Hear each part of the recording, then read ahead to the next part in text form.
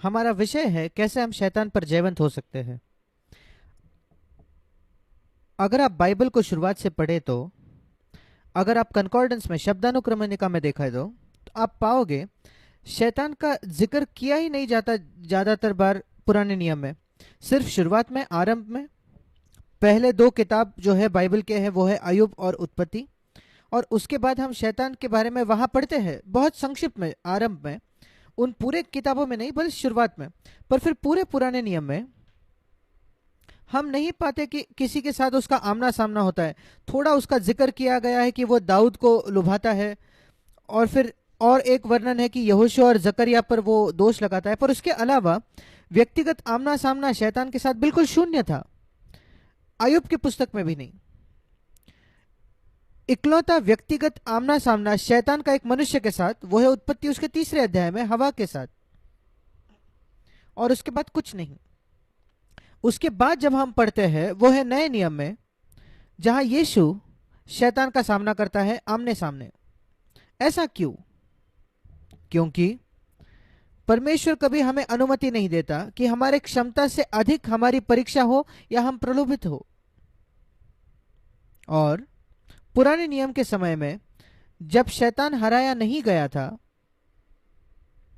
ये बहुत बुरा होता अगर मनुष्य को शैतान का सामना करना पड़ता था। इसलिए वो सिर्फ मनुष्य के शत्रुओं से लड़ते थे और परमेश्वर उनकी सहायता करता था। जब इस्राएली लोग उसके शत्रुओं से लड़ते थे तो कभी शैतान के साथ उनका आमना सामना नहीं हुआ। पर जब यीशु आया, वो आया था हमारे लिए एक मार्ग खोलने के लिए, ताकि हम पाप पर विजय पाए, शैतान पर विजय पाए, इस संसार पर विजय पाए, हमारे शरीर पर विजय पाए, सारी बातों पर।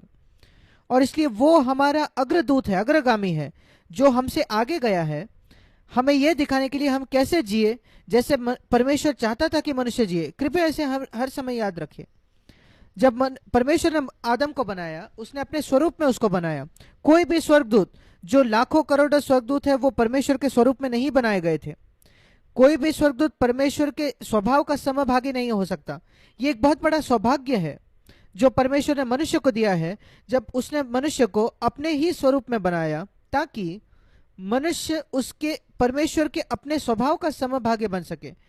मैं कभी कभी सोचता हूं क्या हम मसीह लोगों ने इस अद्भुत सौभाग्य को समझा भी है या नहीं। सोच कर देखिए, कल्पना कीजिए, परमेश्वर के स्वभाव का सहभागी होना। ये ऐसा होना है, ऐसा है बिल्कुल एक कीड़े को बताने जैसे कि वो कीड़ा एक मनुष्य स्वभाव का सहभागी होकर हम जैसे एक मनुष्य के समान संपर्क बात कर सकता है, यद्यपि वो कीड़ा बहुत छोटा है। ये बहुत ही अद्भुत है। जो कुत्ते हैं, जो पालतू होते हैं घर में, हम कभी कभी सोचते हैं काश वो हमारे स्वभाव के सहभागी हो, पर वे नहीं हो सकते, यद्यपि वो उनके स्वामी से प्रेम करते हैं। मैं नहीं सोचता मसीह लोग ये समझ गए हैं कितना अद्भुत आदर है और सौभाग्य की बात है कि हम परमेश्वर के ही स्वभाव के सहभागी हो सकते हैं। और इसलिए यीशु आया, इसलिए उसने पवित्र आत्मा को भेजा। और इस वजह से जब मसीह इस पृथ्वी पर आया, कई लोग सोचते हैं वो इस पृथ्वी पर आया सिर्फ संसार के पापों के लिए मरने के लिए। वो उसके सेवकाई का एक हिस्सा था, बहुत बड़ा हिस्सा था। वो था सारी चीजों को तैयार करना, पुरानी चीजों को निकाल फेंकना। पर उसके ऊपर वो कुछ बांधने भी वाला था, निर्माण करने वाला था। हमारे पापों को निकालना, वो तो सिर्फ सारा कूड़ा कचरा निकालने के समान है। एक बार आप कूड़ा कचरा निकाल देते हो एक जगह से, फिर आपको वहां बिल्डिंग को बनाना है। और ये कई लोग नहीं समझे हैं। कई मसीह जो इस संसार में जिनसे मैं मिला हूं, वो सिर्फ इसी बात में उलझे हैं कि उनको कूड़ा कचरा साफ करना है। ज्यादा कूड़ा आता है वो हर दिन साफ करते हैं, हर दिन वो कचरा जमा करते हैं और उसको यीशु को कहते हैं इसको साफ करो। पर क्या मसीह जीवन में बस इतना ही है? उससे बहुत अधिक है। और मैं आपको प्रोत्साहित करना चाहता हूं आज कि आप आपके हृदय को खोलिए और उसको पाइए जो पवित्र आत्मा आपसे कहना चाहता है इस क्षेत्र में। और यीशु मसीह ने हमें एक उदाहरण दिया है। मेरे साथ निकाले मत्ती रचित सुसमाचार, हम पढ़ते हैं 3 अध्याय में 15 से 17 वचन कि यीशु मसीह का बपतिस्मा हुआ। मत्ती 3:15 से 17, यीशु मसीह का बपतिस्मा हुआ यारदन नदी में। वो 30 वर्षों तक इस प्रकार जिया था कि उसने पिता को प्रसन्न किया, कि पिता ने उसको एक प्रमाण पत्र दिया अपने रजामंदी का। मत्ती 3:17 में, ये मेरा प्रिय पुत्र है जिससे मैं अत्यंत प्रसन्न हूं। ठीक है, अब पवित्र आत्मा अब क्या करता है, इस प्रिय पुत्र को वो ले चलता है। ये पवित्र आत्मा इस प्रिय पुत्र को कैसे उसकी अगुवाई करता है जिससे पिता प्रसन्न था। बिल्कुल अगला वचन, उसके तुरंत बाद जब वो पवित्र आत्मा से अभिषेक उसका हुआ और पिता की स्वीकार का आवाज आई, बिल्कुल अगला वाक्य लिखा है मत्ती 4:1, आत्मा यीशु को जंगल में ले गया ताकि शैतान से उसकी परीक्षा हो। क्या परीक्षा में पढ़ना, प्रलोभित होना क्या ऐसी बात है जिससे हमें बचना है? क्या प्रलोभित होना एक ऐसी बात है जहां पवित्र आत्मा हमारी अगुवाई नहीं कर रहा? यहां बिल्कुल स्पष्टता से लिखा है, पवित्र आत्मा यीशु को जंगल में ले गया। कहां? उस जंगल में। किस लिए? ताकि एक ही उद्देश्य से, ताकि शैतान उसकी परीक्षा ले। क्यों यीशु मसीह की परीक्षा होनी चाहिए शैतान से? वो तो सबसे सर्वशक्तिमान परमेश्वर है, मनुष्य बनकर आया है, पर उसने परमेश्वर होने के सारे सौभाग्य छोड़ दिए थे। वो परमेश्वर होना रुक नहीं गया था। परमेश्वर कभी परमेश्वर होना रोक नहीं सकता। यीशु मसीह परमेश्वर स्वर्ग में था पूरे अनंत काल से। जब वो इस पृथ्वी पर एक बच्चा बनकर आया वो परमेश्वर था। जब वो जंगल में गया वो परमेश्वर ही था। पर उसने ये चुन लिया कि जो सौभाग्य है उसका वो इस्तेमाल नहीं करे, परमेश्वर होने के सौभाग्य का। एक मनुष्य एक करोड़पति हो सकता है और वो जाकर एक झुग्गी झोपड़ी में रह सकता है किसी गरीब देश में, और सबको वहां बता सकता है मैं आपको सिखाना चाहता हूं कि यहाँ कैसे रहते हो, आपके जैसे काम करते हुए, आपके जैसे जीते हुए, आपको यह दिखाने के लिए कैसे थोड़े से तनख्वाह के साथ आप एक साफ सुथरा जीवन जी सकते हो। और मैं वचन देता हूं, मैं अपने क्रेडिट कार्ड का इस्तेमाल नहीं करूंगा, डेबिट कार्ड का इस्तेमाल नहीं करूंगा, जहां मेरे पास करोड़ों है बैंक में। इस प्रकार यीशु आया, उसने उसका क्रेडिट कार्ड का इस्तेमाल नहीं किया। परमेश्वर होने के नाते वो एक मनुष्य बनकर जिया, सारी सीमाओं के साथ जो हमारी है, बिल्कुल हमारे तरफ परखा गया, नहीं तो वो हमारे लिए उदाहरण नहीं हो सकता।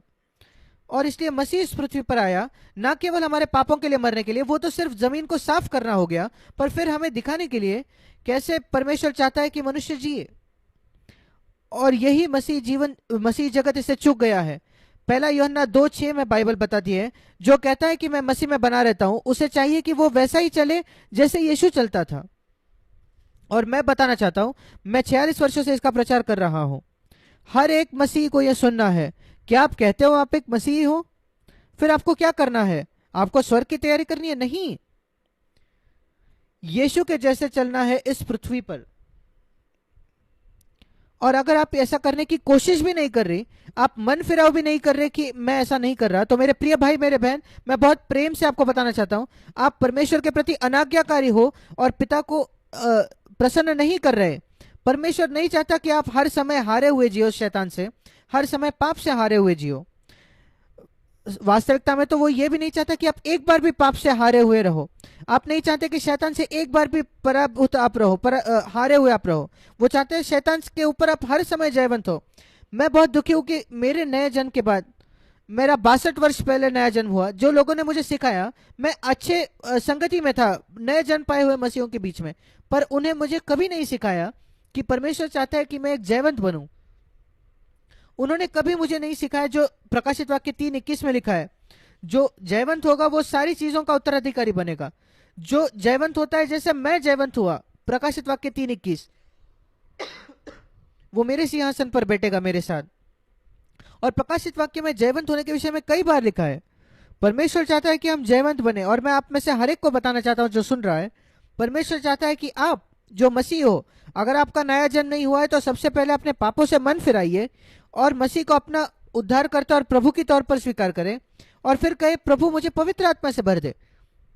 यीशु मसीह पवित्र आत्मा से भर गया था और फिर उसने शैतान का सामना किया। आपको पवित्र आत्मा से भरने की जरूरत है, बहुत जरूरी है। अगर यीशु मसीह खुद की यह आवश्यकता थी तो आप और मैं कहाँ है? उसको कम मूल्यवान न जाने। हमारी आवश्यकता है कि हम हर दिन पवित्र आत्मा से भर जाए। मैं ये खोजता हूं कि हर दिन मैं पवित्र आत्मा से भरूं, पर दुर्भाग्यपूर्ण जब मेरा नया जन्म हुआ, मेरे पाप क्षमा हो गए, यीशु ने मुझे क्षमा किया था, पर मैं पवित्र आत्मा से भरा नहीं था कई सालों तक, जब तक कि मैं इतना थक गया था, हार गया था अपने हारे हुए जीवन से, कि मैं प्रभु को खोजने लगा। मैं निराश था, हारा हुआ था अपने विचारों में, गुस्से से, एक नया जन्म पाया हुआ मसीह के नाते, और मैं प्रचारक भी था। मैं इतना थक गया, मैंने कहा प्रभु मैं प्रचार करना छोड़ दूंगा क्योंकि मैं पाखंडी हूं, मैं जयवंत नहीं हूं। और जब मैं बिल्कुल निचले सतह पर गिर गया असफलता की, प्रभु मुझसे मिला और उसने मुझे पवित्र आत्मा से भर दिया। वो 46 वर्षों के पहले की बात है, और उसने मेरे जीवन की दिशा पूरी तरीके से बदल दी। और उसके बाद मैं अपनी सही सेवकाई की शुरुआत की। उसके बाद ही कलीसिया का शुरुआत निर्माण हुआ भारत में और दूसरी जगहों पर। और मैं उसका महत्व देखता हूं। और मैं एक और बात कहना चाहता हूं, उसके बाद ही मैं ये समझने लगा इसका क्या मतलब है कि शैतान पर हमें जयवंत होना है। मैंने कभी एक दुष्ट आत्मा को नहीं भगाया था उन 16 वर्षों में मेरे नए जन्म के बाद। पर जब मैं पवित्र आत्मा से भर गया, मैं ऐसे लोगों से मिलने लगा जिनके अंदर दुष्ट आत्माएं होती थी, और मैं उनको बाहर निकाल सकता था एक शब्द में, बिल्कुल यीशु के जैसे, यीशु मसीह के नाम से निकल जाओ, और वो दुष्ट आत्मा निकल जाती। मैं समझ गया क्या महत्व है पवित्र आत्मा से भरने का। अब सब लोगों की ये सेवक बुलाहट नहीं है कि वो दुष्ट आत्माओं को भगाए, पर सबको बुलाहट है कि वो शैतान पर जयवंत हो। और यहाँ यीशु हमारा उदाहरण है। वो प्रलोभित था, और आप भी प्रलोभित होंगे, परीक्षा होगी आपकी। हम हमारे शरीर की अभिलाषाओं के द्वारा परीक्षा होती है, जैसे याकूब पहले अध्याय में हम पढ़ते हैं। हम शैतान के द्वारा भी परीक्षा हमारी होती है, बाहर से, अंदर से और बाहर से। और हमें जयवंत होना है।